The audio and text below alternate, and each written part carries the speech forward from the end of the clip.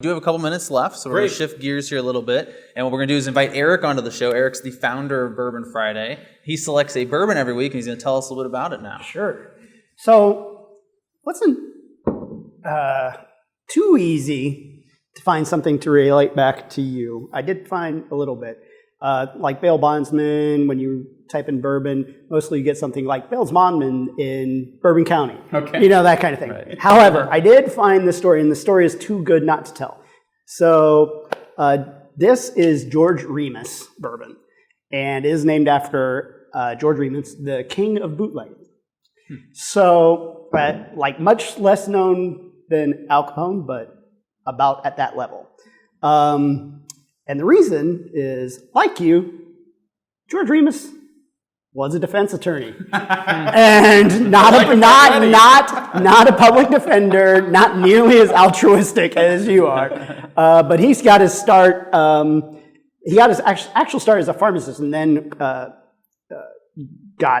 became an attorney. And he started out in his career defending murderers. And he was one of the people that popularized what was called transitory insanity at the time. Now we know that as temporary insanity as the plea. So around this time was Prohibition. So he started defending a lot of bootleggers. And as he was listening to all of his clients, he started wondering, well, let's look at this law. The Volstead Act is the law. And he memorized it. And then he's like, well, I can find loopholes in this. So what he did was he went out and he started the loophole, as we've talked about on the show previously, is medicinal alcohol. So he went out and started buying up distilleries. So rather than selling medicinal alcohol, well, there's only so much money in that. You can only, I believe, put out a pint a month or something like that was the dosage for people. Rather than that, he would go out and steal his own supply and then bootleg it. And then bootleg it. Through this time, he and his partner, and this is the 20s, mind you, amassed $40 million. Oh my gosh. Had 3,000 employees. Yeah.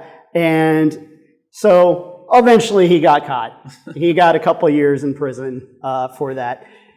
Things didn't go so well for George after that, but this is just one of these crazy stories from bourbon history and whiskey history, and this is this guy.